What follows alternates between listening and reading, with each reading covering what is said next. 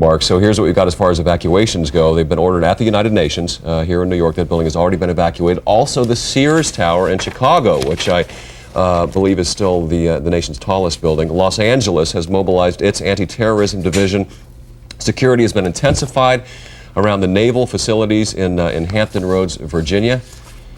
We're looking some other. We're going to go down, Jim, to back to Sukanya. I'm sorry, on the street. She has another eyewitness for us. All right, Katie. We've been talking to witnesses all day long. If you just take a look at Alan Spidrow. Alan just walked from Lower Manhattan. You were actually in one of the buildings. Can you just tell us which tower you were in and what time you heard the first point of impact, sir? I was in World Trade 1 on the 67th floor at approximately 8:50.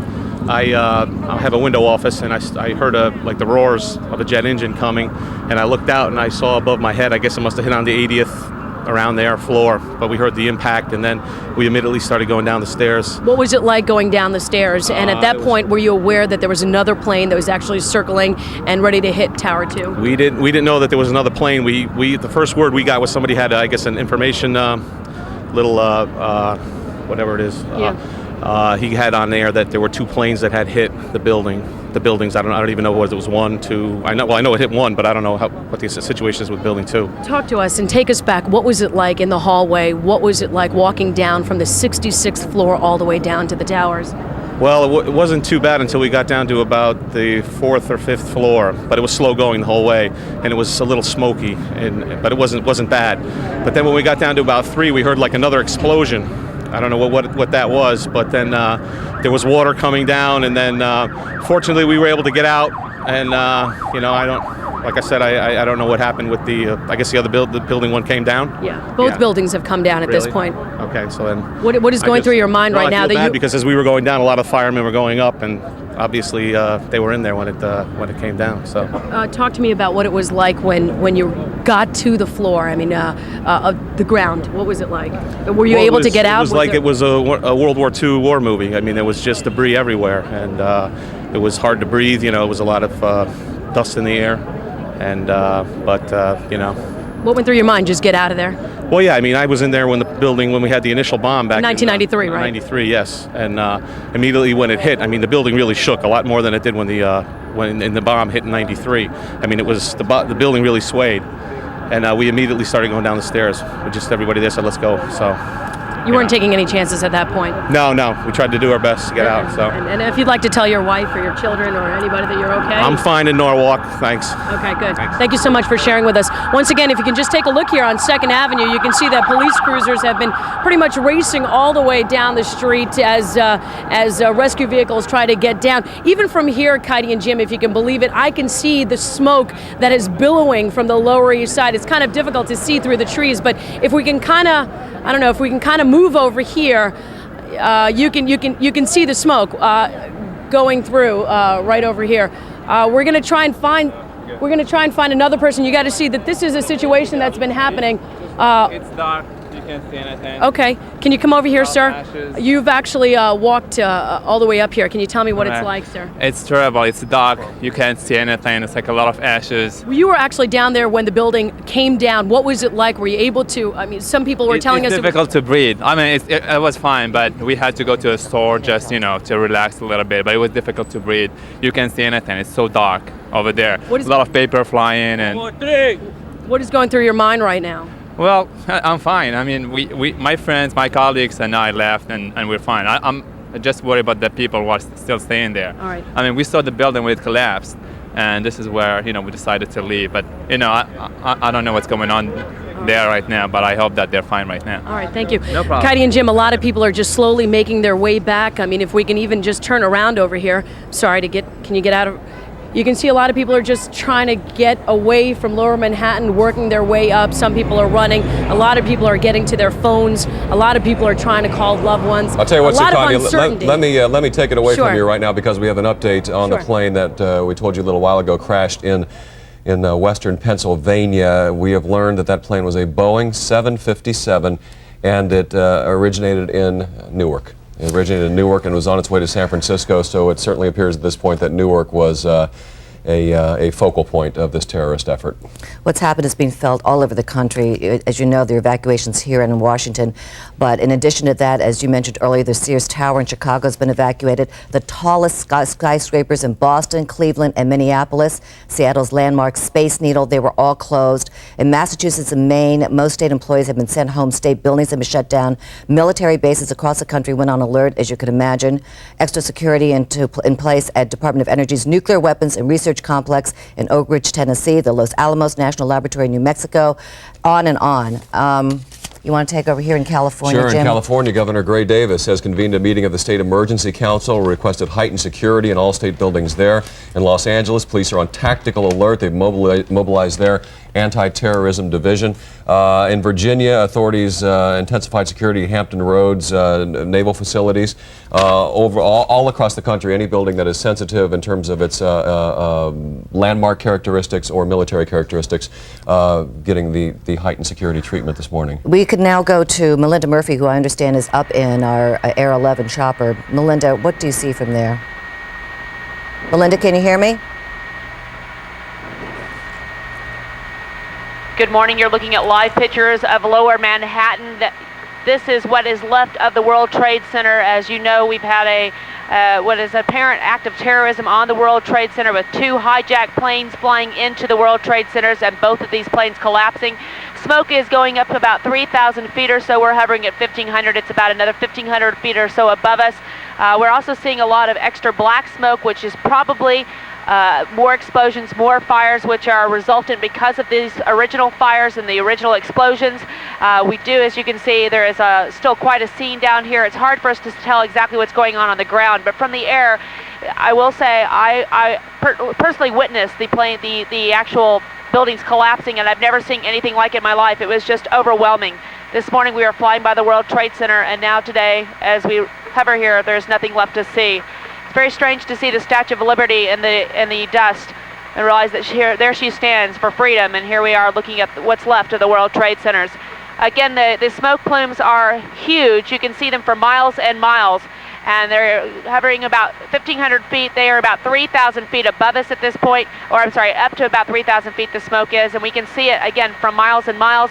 As you well know, air traffic control has shut down air traffic across the entire country. They are allowing us to bring these pictures to you live. However, we are one of the only aircraft in the country up right now in order to bring these photographs to you. We're going to have to interrupt you, Melinda. We're going to go right now to a press conference at Logan Airport in Boston. Out into the non-secure part of the airport.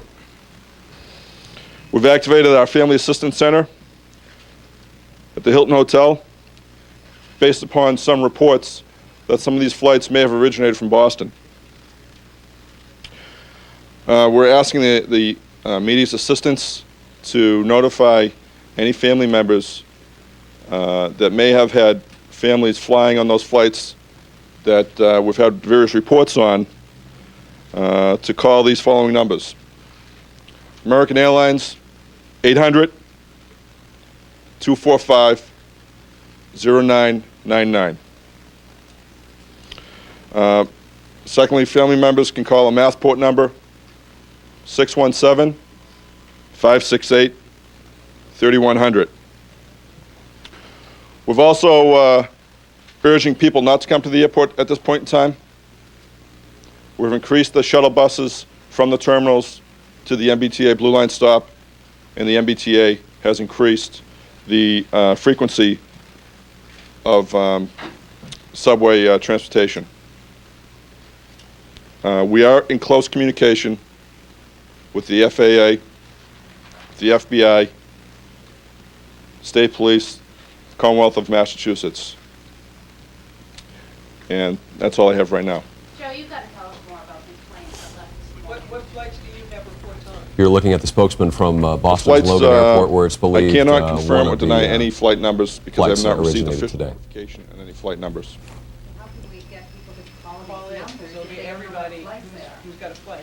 Okay, I do believe several of the media outlets are broadcasting several flight numbers. I believe they're broadcast flight number 11, American Airlines. Is there a second flight out of Boston involved in this? I don't know at this point in time. Were the buses hijacked? I cannot confirm that. The airport accounted for all outbound outbound flights? That's outside of the scope of the airport's responsibility. We're leaving it up to the FAA to conduct that activity. Joe, what is the code? Joe, what is the code Fort Knox? We have reports of employees screaming Fort Knox around the airport at the time that the planes went into the World Trade Center. That, I don't know what that means. Doesn't mean have any connotation here at Logan Airport. What about planes that are flying in here? Are they being rerouted somewhere else? Aircraft were flying into Logan Airport. We did take some arrivals, but now since the airport is shut down, these flights will be diverted to Canada. They're not taking flights either. Are you screening passengers who were let off their airplanes or did you move them to another area? Remove them from another area, yes. Where are they now and what are they doing? They're being directed to seek either public transportation or their own transportation out of the airport. Was there a process going on before they were removed? Leaving the airport? No. How long do you anticipate the airport to be closed? It's indefinite at this time. We'll be meeting with the FAA. We'll be conducting an analysis of our intelligence that we have. We'll make a determination later on this afternoon. What details of your security measures? Pardon me? Can you provide further details on security measures? I can just tell you briefly, we have shut down security checkpoints. We've moved everyone away from the boarding gate areas. We've increased police presence dramatically. We've requested additional state police be sent to the airport. And we've shut down some construction activities around the airport. Is this the highest level of security ever, Joe? Is another flight from Boston to the Chinese? I can't confirm or deny that right now. Is there anything unusual about the boarding procedure at this American flight this morning? Anything out of the ordinary? I don't have any reports that would say the same. Are you investigating breaches of security? How are you getting to the bottom of this hijacking? I can tell you we have an ongoing investigation right now. Just an initial investigation.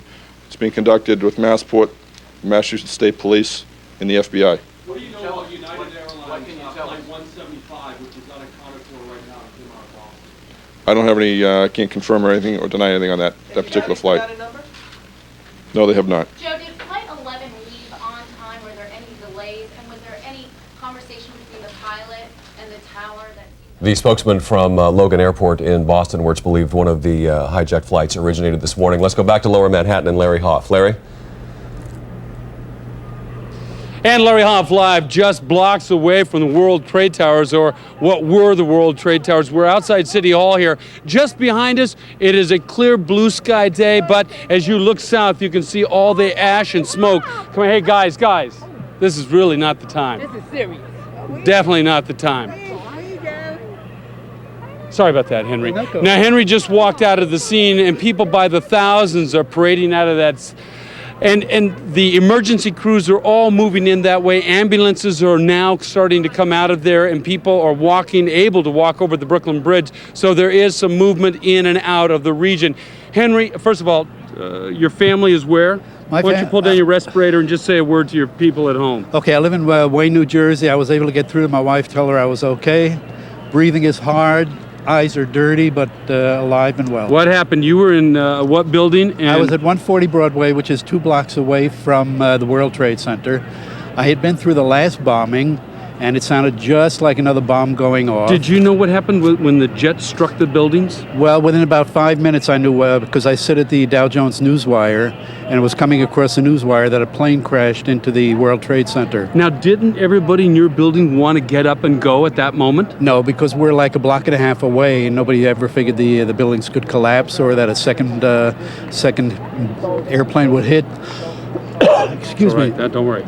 So they waited quite a while before they evacuated the building. Then what unfolded? Everybody went downstairs and just stood there watching the flames come out of the World Trade Center. And when the flames got really, really bad, somebody suggested that maybe this wasn't the safest place to stand, because in case of a collapse, you could get dust, shrapnel, buildings around it What collapsing. happened when the buildings did Everybody start to was collapse? Everybody was running madly away from the World Trade Center. From 140 Broadway, everybody was headed west. And the dust... Now, west would not be the right way to go. West would be right at the building. I'm sorry, you mean east and north? Yes, east. I'm sorry to correct you on That's this, fine. It was east. That's correct. We're headed towards Brooklyn and or Queens. And then when the building collapsed, What was that like? Explain that. Well, it was like being in a wind tunnel because there was stuff flying all around. You literally could not see anything. People were stumbling over each other, trying to get out of the way. Everybody was coughing, throwing up, trying to get dust out of their eyes. Are we talking thousands of people, hundreds of people? What It's hard was the to scene like? I don't know because it was so black I couldn't see a thing. Literally could not see a thing. I just kept going in the direction away from the wind, so the wind was to my back, but it didn't do much good. Did you think this was it for you? I absolutely 100% thought I was dead. 100% definitely. Now, when the buildings were collapsing around there, was the debris falling far enough that several blocks away it was hitting people and such? No. The debris, I would say, was falling within a block. But then when the buildings collapsed, the dust was so thick you couldn't see where anything was falling. You just had to get out of there. How about when it all settled? I mean, when basically the rumbling and all that ceased, what was it then like? Still blackness? Pitch black. What did you do? Like, just kept walking in one direction with my hands in front of me, trying to avoid people. And actually it was quite something because people were trying to help each other out. Once things quieted down a little bit, we went into a restaurant. I'll give them a plug. It's called the Bull Run Restaurant, which is on Pine Street. They were beyond belief. All the employees were there, giving out water, giving out towels to wash faces, any way that they could help at all. From there, once the dust settled down to the point where you could actually walk a little bit, people walked down to the post office on Pine Street, and the mail people there were incredibly helpful. Everybody was guiding everybody else. Well, Henry, you said you were there when the World Trade Centers when it was bombed. Yes. I remember all of us saying, can you imagine had that bomb been able to bring that building down? At that time, nobody thought it could come down. Nobody ever conceived that it's possible that a building that was as well constructed as we thought the World Trade Center was could possibly collapse. But obviously, we were wrong. Henry. A lot of people were wrong. Thank you very much. Pleasure. All right. Again, Henry's safe and telling his people in Wayne, New Jersey that he'll be able to get home. Now, that is the big issue around here. So many people coming by us this morning to find out, what am I able to do? Am I able to take the subway, the trains, or what? Obviously, the buses and the trains and such, are not running in this area. Everything is locked down very tight. And Jim, I want to say, Jim and Cuddy, I'm guessing it's you guys. Again, I'm not able to hear. We hear a number of big booms coming out of that area. Don't know exactly what that is. We do see some billowing smoke every now and then, but pretty much the winds have been blowing to the east and keeping it all going out towards Long Island. North of City Hall, skies are blue, and it's a rather calm day. But the people are coming out by thousands. Scott, say that one more time, please. All right, I also want to relay that members of our crew are all right. We were concerned about some people that were rushed in at the first event, and we want to let the family know that the Channel 11 people are all right this morning. And I'm going to send it back to you guys.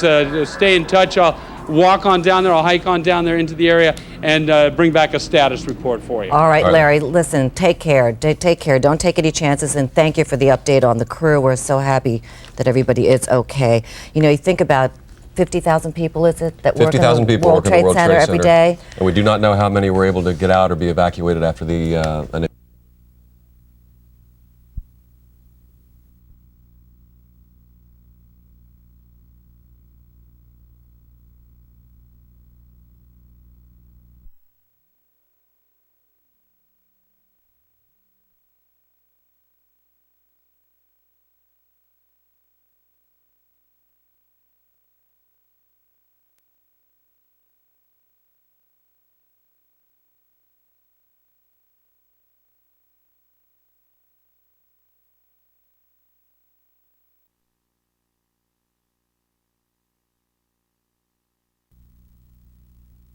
On the ground, I might say, there's very little you can do to protect a building like this from the air, other than to restrict airplanes from going in and out of the area, which is the law. Well, but obviously that was not heeded today. The NYPD also stepped up ground patrol. There were lots of roadblocks that were put in. There was a lot of restricted air area on the ground.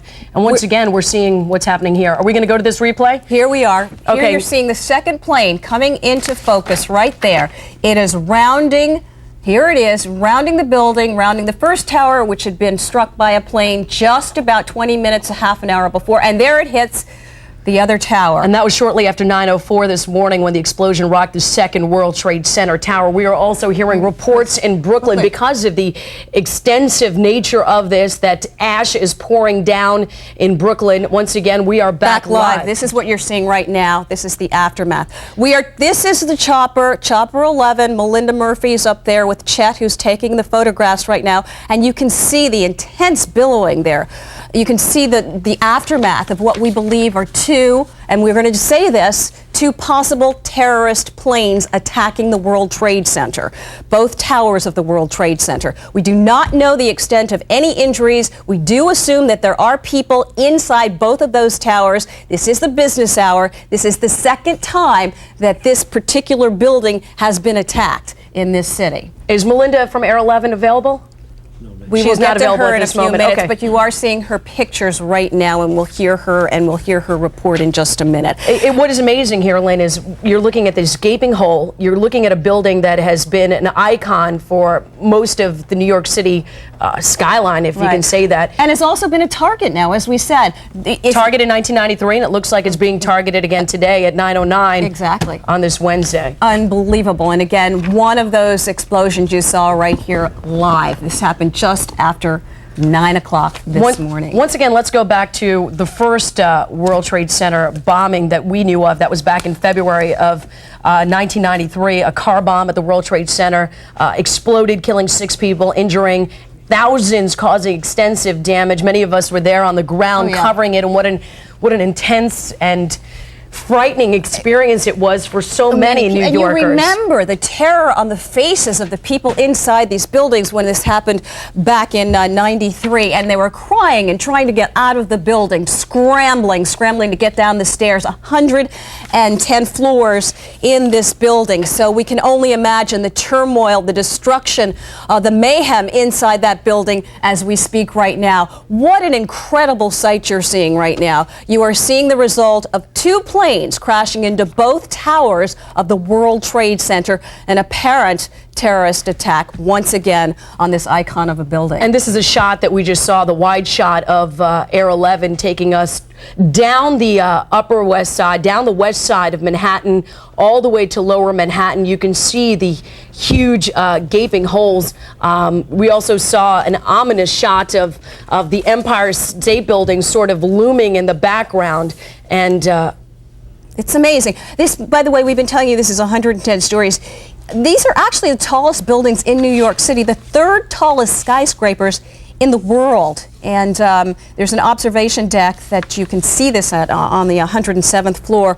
Obviously, that's a part of what looks to be damaged at this point.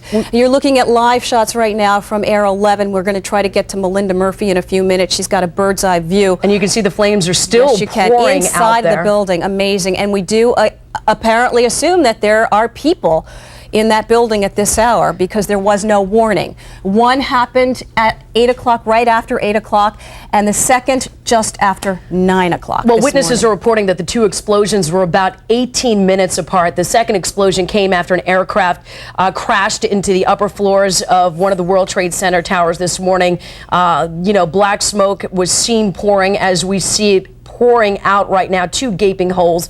It's right now not clear what caused the second explosion, though we did see that plane coming right into that tower, and that's video that you cannot. It's just unfolding before your eyes, and you read about these things, you hear about them, but we actually saw this happen in front of us, and it's just astounding, amazing. And you're looking again, close-up shot, you can see inside the fire that is emerging from that building, from the inside of the building. Again, assuming that there are people in the building. It would be hard to evacuate with such little notice. As you can see, the tops of the Twin Towers are absolutely obscured by smoke. Obviously, a hindrance for firefighters trying to get control and get access to the top floors to try and put this or try and get some sort of control over what's happening in the Twin Towers. Right. Thousands of pieces of what appeared to be office paper came drifting over Brooklyn, about 3 miles from the tower, according to one witness, Lynn. Now, this is happening again. Now, it's interesting because back in 1945, an Army Air Corps B-25, a twin-engine bomber, crashed into the 79th floor of the Empire State Building in dense fog. That apparently, obviously, an accident. This looks to be an attack. What can we say other than the fact that we saw 2 planes crash into both towers within what witnesses are saying 18 minutes. 18 minutes of each other, and this is restricted air territory. Since 1993, the NYPD, of course, has been heightening its terroristic, combative methods, and yes. how they've been heightened ever since. But again, mostly on the ground, because if you go to the World Trade Center, you see the barricades, you see the increased police presence there. But there's little you can do when you're talking about the upper floors. Now we're going to show you once again what happened here live in front of our eyes just after 9 o'clock this morning. It's 9:13 right now. This was at 9:04 this morning. Second plane coming in to the right of your screen. It goes behind Tower 2, and watch this. Behind Tower 2, and it collides. Incredibly explodes into Tower 1 right there. Fiery explosion, assuming there are people inside. Since 1993, once again, we're going to go back to the World Trade Center bombing, a car bomb at the World Trade Center, killing 6 people. The NYPD, the terrorism squad, New York City police have definitely heightened their sense of security at landmark buildings throughout the city, from the World Trade Center to the Empire State Building to the UN. All of this is definitely Okay, we've got Melinda now, who's live for us. She's been taking these pictures. Melinda, tell us what you're looking at. Melinda, can you hear us? All right, we're going to go to Melinda in just a few minutes. Good morning. You're looking at live pictures of the World Trade Center, Tower 1 from Manhattan Lower District. As you can see, we have a very serious fire in the World Trade Center. What we understand, the information is still early in coming, but what we understand is that 2 separate planes have hit Tower 1, which is the tower that you're seeing on your picture right now. As you can see, there are flames. There is a massive fire here at this Tower 1 of the World Trade Center. It's in the upper portion of the building, probably the upper quarter of the tower. Now, of course, the problem with fighting something like this is that it is you can't do an external attack. Firefighters are going to have to go on the inside of this building to actually fight this particular fire.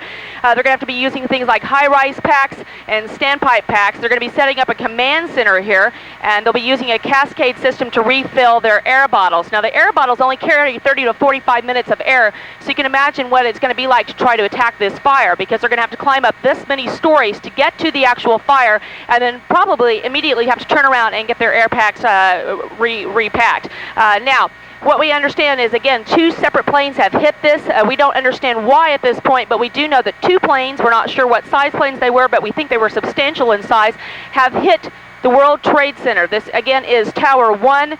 We do not know exactly what happened as far as to why they have hit this, but you can see that there is a big plume of smoke which is towering into the air. I would say it goes back a couple of miles at this point, even further. You can certainly see it from almost anywhere in this area.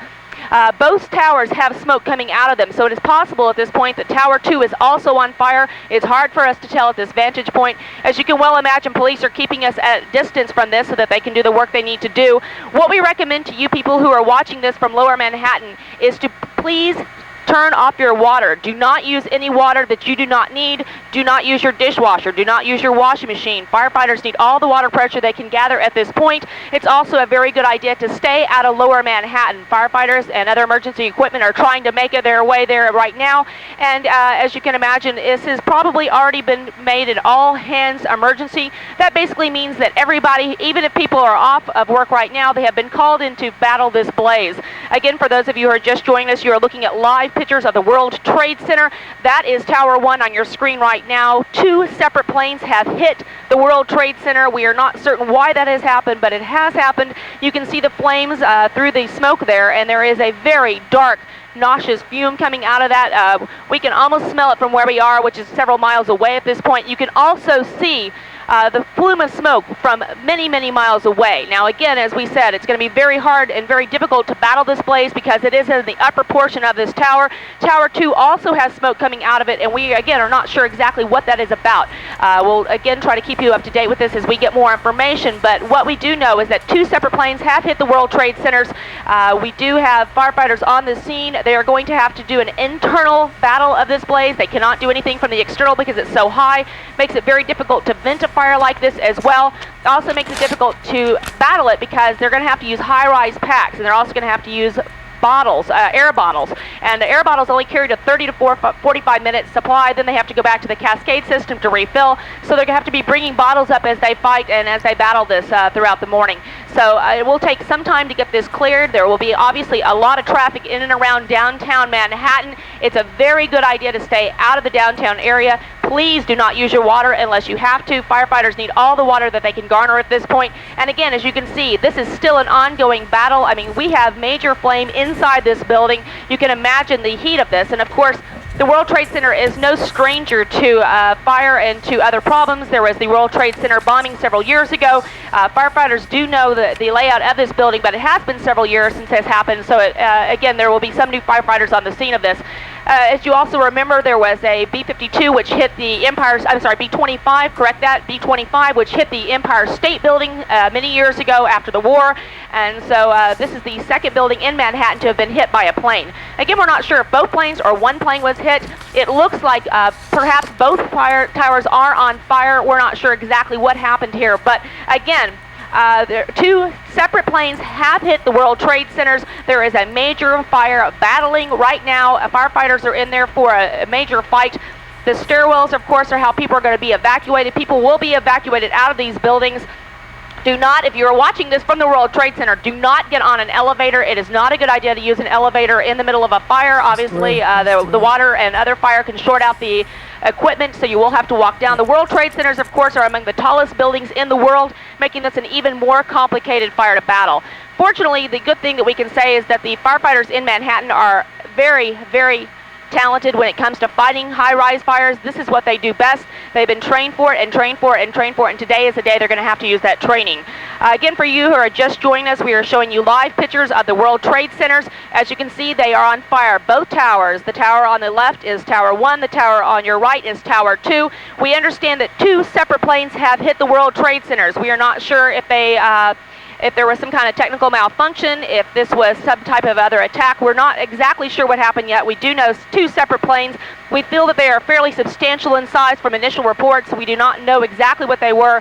But again, both towers are on fire. Tower 1 obviously suffering the biggest fire from what we can see at our vantage point. We are not able to move to a different point simply because the police have asked us to stay back so they can do the work that they need to do in this general area. They are setting up a general command center, or at least you would be expected for them to be able to do that, to be able to set up a general command center. Now then, high-rise packs are being used here. We have a cascade system which is used to refill the air bottles. Air bottles carry to 30 to 45 minutes worth of air, as we just mentioned, and that's how they're going to have to use this because these fumes are very noxious. If you're somebody, again, watching from the World Trade Center, it's a good idea if you're in the middle of this fire to be sure and fill your door before you actually open it. If it is hot, it is better to leave the door closed than it is to open it and let the flame in. Also, it's better to hit the floor and not stand up. Smoke rises, and the smoke, of course, will go to the ceiling if you are watching this from the World Trade Center. Again, use the stairwell. Do not use the elevators. That is the worst thing that you can do. For those of you who are not in the World Trade Center and watching this down in Lower Manhattan, please turn off your water. Do not use any water you do not need. They will need all the water pressure they can possibly garner at this point.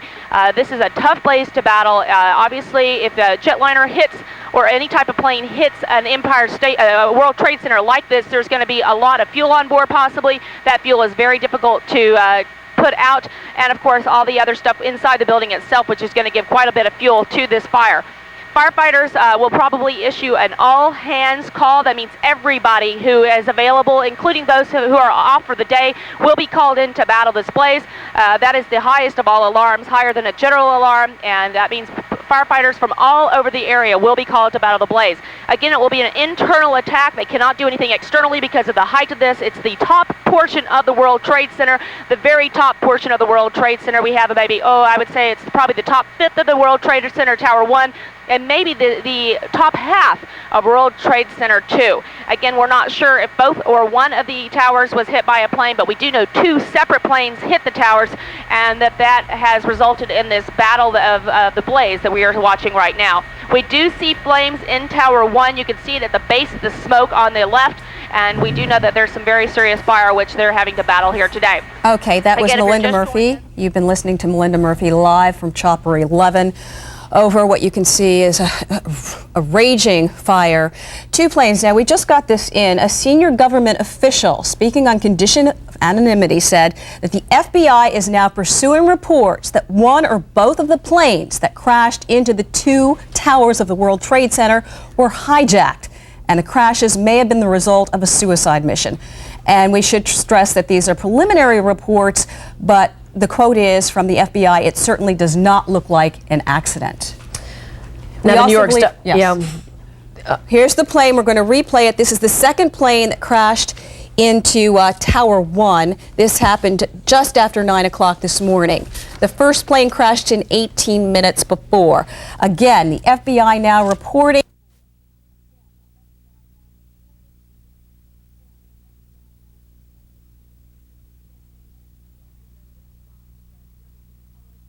Jeremy Fox. Jeremy, can you tell us what you know, what you've seen since 9 o'clock this morning? Jeremy, you're on live. Hello? Jeremy, can you hear me? Yes, can you hear me? This is Nicholas. Hi, Nicholas. I'm sorry. Nicholas, you're on live, WB11 Morning News. Can you just tell us what you are seeing and witnessing, and where are you? I'm in my house right now. I'm looking out the window. After the first explosion, I was just looking at the first tower. And I was just like, wow, I was staring at it for a few minutes. And then I seen this second airplane. It was kind of close up to the building. And it looked like it really did know which way it wanted to go. And it crashed into the second Twin Tower building and caused a massive explosion. And I was just like, it was just completely stunning. I'm still hearing like little explosions all around, like around my block, but I don't know what's really going on. But it was definitely a second airplane. What kind of explosions are you hearing? Do you know? Just little dooms. I don't know if maybe that could be like results from the building, but... Right. Nicholas, can you just tell us exactly where you're located? Obviously, you're not in... Where are you in the vicinity of the World Trade Center? Well, I'm in the Lower East Side of Manhattan. Lower East Side of Manhattan, and you heard this? Did you hear the plane flying low? Can you tell us? Well, no, not really. After the first boom, I just heard the explosion. All right, I didn't really think nothing of it, and then I just went to the window and I just saw the plane coming, towards the building. Nicholas, what's the reaction in your neighborhood? You're right there. You're very close to it. What are people saying? What are their reactions? Well, a lot of people on the ground don't even seem to notice because, I don't know, I guess the buildings are hindering their view. Yes. But I guess from the result in the hallway, I heard a lot of doors slamming and a lot of people were speaking in Spanish and, screaming and everything. So I don't exactly know if everybody is informed. Right now, the channels, like Channel 11 isn't working on my TV, or none of the other channels are working, as a matter of fact. And that's because a lot of the transmitters are off the World Trade Center, and that's part of the problem. The communication. But the communications, yeah. I also see a lot of people on the roofs, like, looking at it now. A lot of people going to the roof. Can you explain to us, when you saw that second plane come in, did you get a good look at it? Can you describe to us what the plane looked like? Well, I was in the Air Force before, so I don't really exactly know what type of plane it was, but I know it was a black plane. It looked like a fighter jet. It looked like a fighter jet. It looked like a fighter jet. I'm not exactly sure. Okay. It was traveling extremely fast, so it definitely looked like it knew where it was going. It didn't look like it blew a thruster. It didn't look like something happened, like a malfunction. It definitely looked like it knew where it wanted to go. How large was that plane? Could you tell? Wow, it was pretty big. And looking from my window, it's a pretty good distance. It's probably a good 30 miles away from the Twin Towers. What went through your mind when you saw this going on? Nothing, It was just like, wow.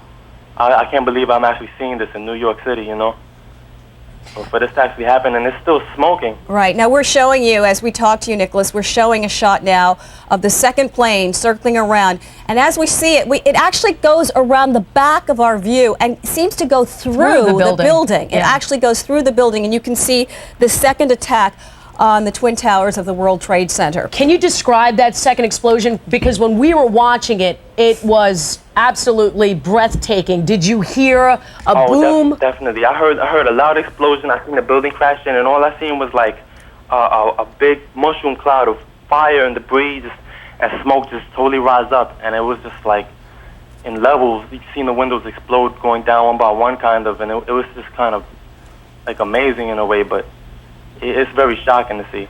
I mean, you don't expect this kind of thing to happen every day in the Lower East Side. Absolutely not. Nowhere in New York or even in this country. I don't think we've witnessed slow-moing anything. this, Lynn. This is a slow-mo shot of the second plane to hit Tower 1 of the World Trade Center. I was watching news earlier about the spy plane that crashed. Do you think that's maybe has something to do with this? Maybe they're tied together? It's unclear right now, but we slow-mo this, and it did look like it went through, or partially through. Right.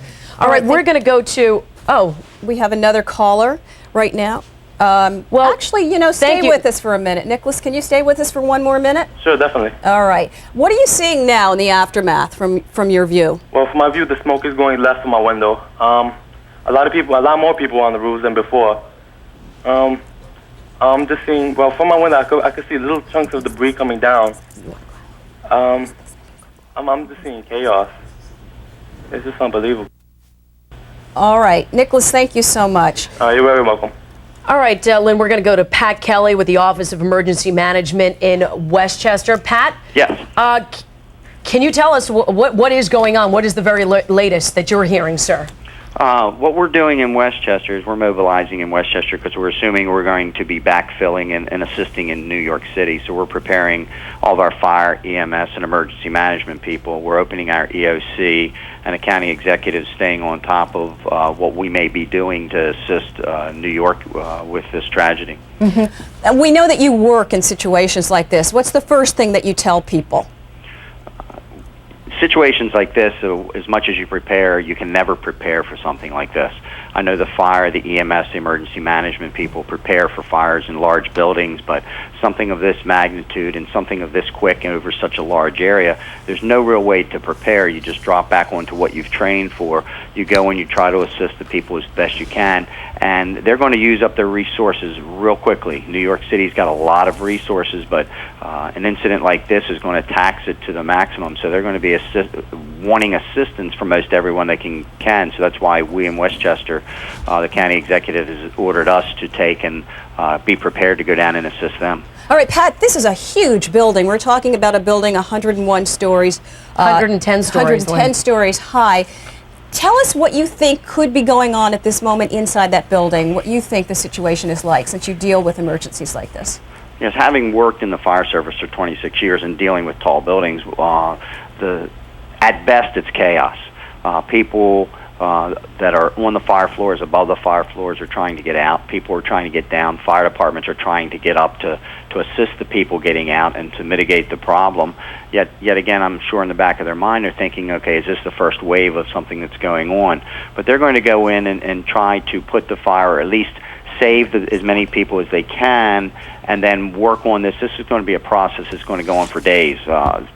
Buildings like this that have been on fire, they'll go on for days before they even get to getting them out. The biggest thing now is life safety and getting people out of that building that they can at the moment. All right, thank you, Patrick. We're going to change now, switch gears. We're going to go to President Bush, who has a statement at this moment. May God bless the victims, their families, and America. Thank you very much. All right, the president taking a moment of silence, obviously. Obviously taking a moment of silence. He was in Sarasota, Florida. That's President Bush. He was reading to children in a classroom around 9:05 when his chief of staff, Andrew Card, whispered into his ear. Apparently, the president paused for a moment, was obviously very stunned. Yeah, they say he was visibly shaken by it and said that he would talk about it later. I'm sure he's got to be prepped as to what happened. all of us just stunned by what happened just after 8 o'clock this morning. The Twin Towers of the World Trade Center apparently under attack by 2 airplanes. Just to give you some background on the World Trade Center, the World Trade Center is a large complex of 5 buildings consisting of 2 110-story towers. Now, there are 2 10-story buildings on the concourse. The towers and the concourse were completed in 1973. Each tower is 1,350 feet tall. It is second in height only to the Chicago Sears Tower. We're talking about people who work in the building. Just to give you some idea, the World Trade Center complex has 240 elevators, right. Lynn. That's right. 48 other elevators that are just for the control room. And of course, what Melinda was saying, if you are in the building, you know, firefighters urge people to use the stairwell, not the elevators. Do not get open to the windows. ground. Exactly. Do not open the windows. It causes a funnel effect that just circulates the smoke into the building, making it just a tougher fight to get out. And that's what it is right now. It is a fight to get out of this building for a lot of people. You can only imagine the panic inside that building at this moment. Now we're going to take you back. This is a picture once again of the second plane that just crashed through the first tower of the World Trade Center. We're going to replay that for you. Here it is, the plane coming in to the right of your screen. And it flies apparently through the back of the building and crashes all the way through. You're about to see it now. There it goes. And you can see it come out on the other side, at least the flames coming out on the other side. In Washington, officials say the FBI was investigating reports of a plane hijacking before the crash. There were no immediate word on injuries or fatalities in the twin disaster, which happened shortly before 9 this morning. Then around 9:18, the second tower was struck by bombers. Obviously, according to Nicholas, one of the witnesses that we spoke to on the phone, it was loud. It came in low. After it hit, there was lots of debris that was falling on the ground. And there again, you're watching the plane. And also, we just saw President Bush speaking. He called it, quote, an apparent terrorist attack on our country. And you're looking at that attack unfold before your very eyes. You know, Lynn, we saw this happen back in 1993, and a lot of people who saw it happen for the first time, a lot of people who experienced it, never thought it would happen again. Never. We prepare for these things. We prepare for New York City, which to many is the center of the UN, for one. Right. We've got the Empire State Building. We've got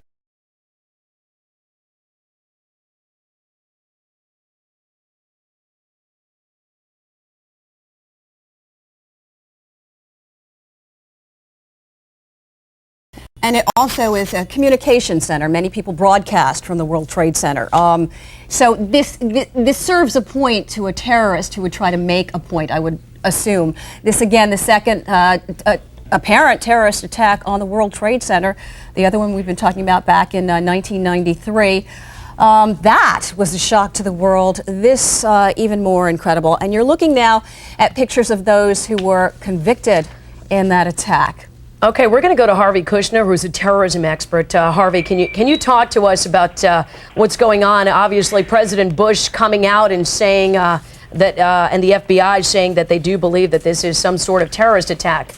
Well, you know, when you have something as serious as this, people sometimes like to reserve judgment, but they must have some type of information which leads them to believe that this is in fact not an accident, but you know, an act of terrorism. Because considering, if you look out your windows in the studio, if you can, look how clear it is.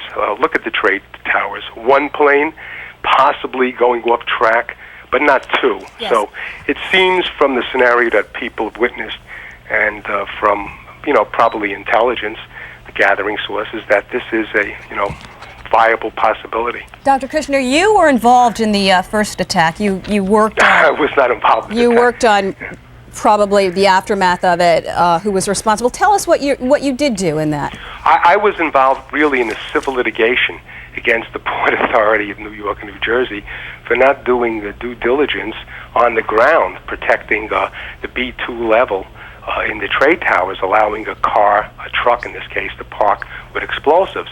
But this scenario, which is unfolding before our eyes here, is something that I couldn't even have written. Nobody would have thought that this would have been possible, that if in fact it is a terrorist attack, that somebody would be able to take a plane, supposedly one a jet and the other a smaller plane. All right, we hate to cut you off, Dr. Kushner, but stay on the line if you will. We understand there is another plane heading for the World Trade Center, and there is a report that they may attempt to shoot it down. Gotcha. Continue to watch, stay on the line, tell us what your thoughts are right now. You got it. Dr. Kushner, we also want to tell you all bridges and tunnels obviously closed at this point. Right. Obviously, this is a preemptive strike to secure what they can secure for the police department, the terrorism squad. The Office of Emergency Management, what do they do in situations like this when it is absolute chaos? Well, we've played tabletop exercises. We've painted scenarios. We went through scenarios of these types of events happening with a biological weapon. But I know of none that has taken really seriously the possibility of attack by aircraft in New York City. This was something that never was ruled out. But to be prepared for such a monumental occurrence is very difficult. Now, I could assure the people they shouldn't panic, those who are listening and heard the report, that if anybody is prepared for this type of a tragedy, New York City is indeed. And certainly, I would imagine, as we speak, the federal authorities, including the Air Force, the Army, are ready. And if, in fact, another plane is within the area of New York City, they're going to make a decision and to take the plane out. Are you as stunned as most of us watching this at this point? Well, yes, I am, because I could tell you, I've dabbled in the past with the thoughts of writing my memoirs or doing a novel, and I couldn't have come up with a doomsday scenario like this one. I mean, this is just off the page in terms of the planning that went into this, and just the nerve that somebody would have the temerity to take on the United States at the heart of the symbol of the United States is beyond belief. We've heard from time to time significant threats issued. Just the other day, the United States State Department issued a threat that Americans in Japan be aware of the possibility of an attack. But, nobody, I don't think anybody in the American government thought that, in fact, something like this could happen and would happen in New York City. And we're looking at the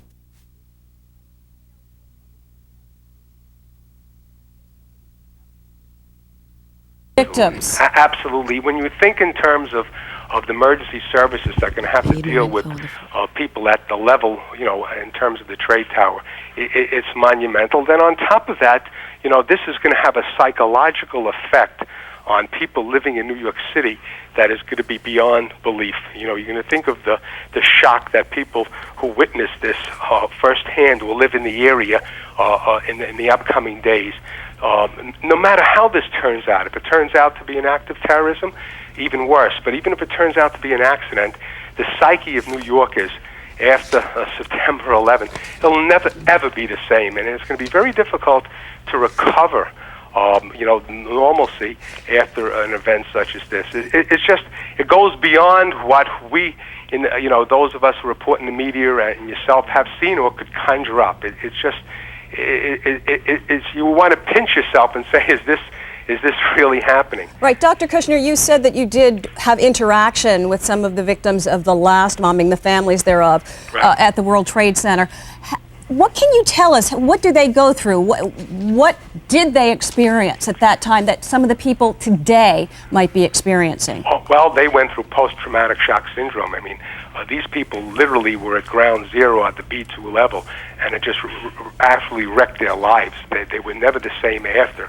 It caused not only physical problems, but certainly mental problems, sleepless patterns, waking up in the middle of the night, revisiting what occurred. I was talking to a police officer at a Port Authority who was just catapulted across his office during the bombing.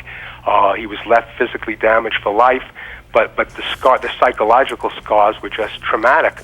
I knew many people who worked in the trade towers who wouldn't go back in the building, who wouldn't go back into tall buildings after that.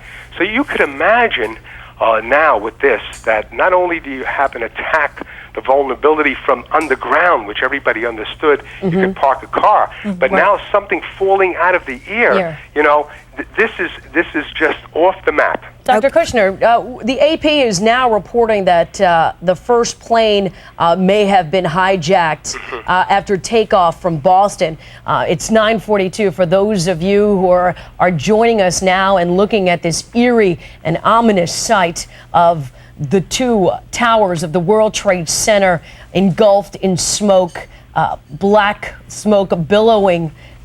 This is not a joke. This is very real. What's happening here? Where do we go from this point? How do we recoup? I think, you know, people, all of us stunned, shocked, and especially the latest information that just came over that Sukanya was telling you, that apparently the first plane to hit the first tower was actually apparently hijacked from Boston. And Dr. Kushner, I don't know if you saw that video of this. I did see the video. Did you see the video of the second? I did. Obviously flying low, obviously a big-sized plane that hit into the second tower. From your perspective, sir, does this look intentional? Yes. You know, I have to say this without, you know, fanning the flames of hysteria. As I said to people this morning, if you look outside, it's a clear day. You could see forever. Those twin towers are just monumental. There's nothing of size near them. For a pilot to be that off in the airspace and to go into one of the towers the way that plane did, and the second one, has to indicate to me that it was more than just, you know, an error or an accident. Well, the president actually was before our screens just a short time ago, and he said, quote, "This is an apparent terrorist attack on our country." So. Well, you know, whenever you have a plane tragedy, certainly like TW-800 or others, immediately, you know, your federal authorities, your intelligence gathering authorities go to work instantaneously to try to deal with the situation. And certainly for the president to come out and say that as quickly as he did, indicates to me that they have some reason to believe that this couldn't have happened statistically by chance, that this was a purposeful event. Dr. Kushner, we don't want to disturb you, but we just got unconfirmed reports that there is a bomb at the Pentagon and that a plane, unconfirmed reports that a plane has hit the Pentagon as well, sir.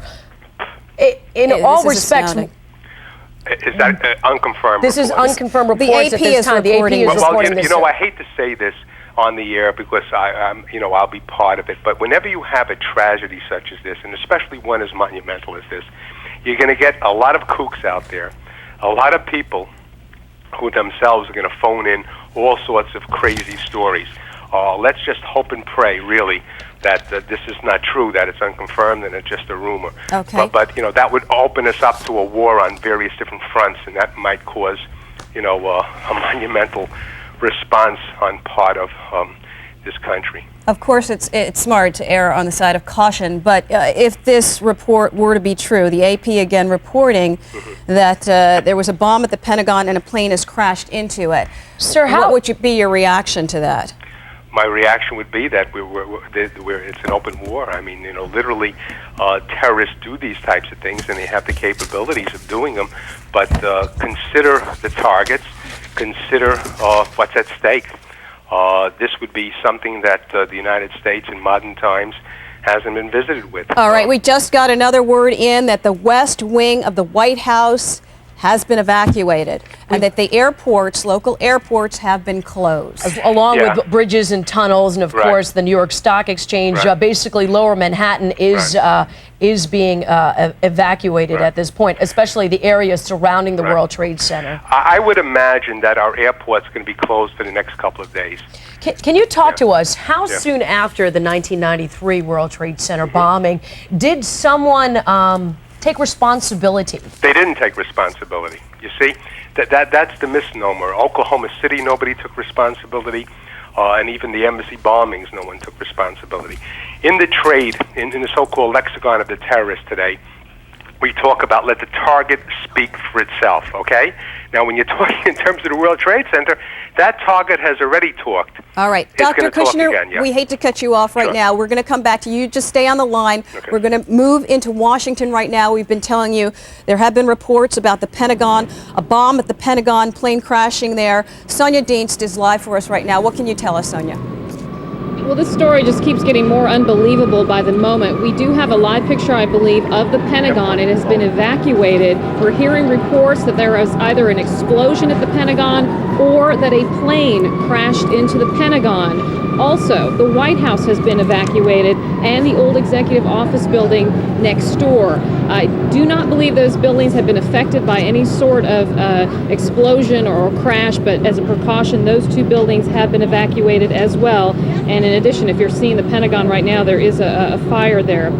Here in Washington, we are waiting for a briefing by the FAA concerning the plane crashes at the Twin Towers building and also the Pentagon episode. We also understand that the FBI is looking into the Twin Towers plane crashes, possible hijacking there. We are also waiting for President Bush. He is expected to return to Washington. He was in Sarasota, Florida this morning reading to a bunch of school children. At one point, an aide leaned over, whispered something in his ear. He became very somber and said he would have a statement in a few moments. We do have that statement by President Bush for you right now, and here's what he said. Today we've had a national tragedy. Two airplanes have crashed into the World Trade Center in an apparent terrorist attack on our country. I have spoken to the Vice President, to the Governor of New York, to the Director of the FBI, and have ordered that the full resources of the federal government go to help the victims and their families and to conduct a full-scale investigation to hunt down and to find those folks who committed this act. Terrorism against our nation will not stand. And now, if you join me in a moment of silence.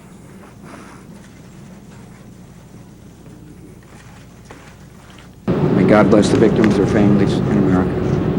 Okay, again, that was President Bush in Sarasota, Florida, about 30 minutes ago. He is headed back to Washington. And just to recap, we've got about three events going on right here in the Washington area. At the Pentagon, an explosion or possibly a plane crash there. There's a fire going on. The Pentagon has been evacuated. The White House has been evacuated. And apparently the old executive office building, which is right next door to the White House, that building also has been evacuated. We are about 2 blocks from the White House and the OEOB. We're hearing sirens here, not seeing any smoke or any kind of general chaos, but you can certainly tell something's going on here in downtown Washington. Back to you. Before what was happening in the Pentagon, how soon after, my question is, how soon after what happened at the World Trade Center did something happen in the Washington, D.C. area? Can you give us some sort of time frame?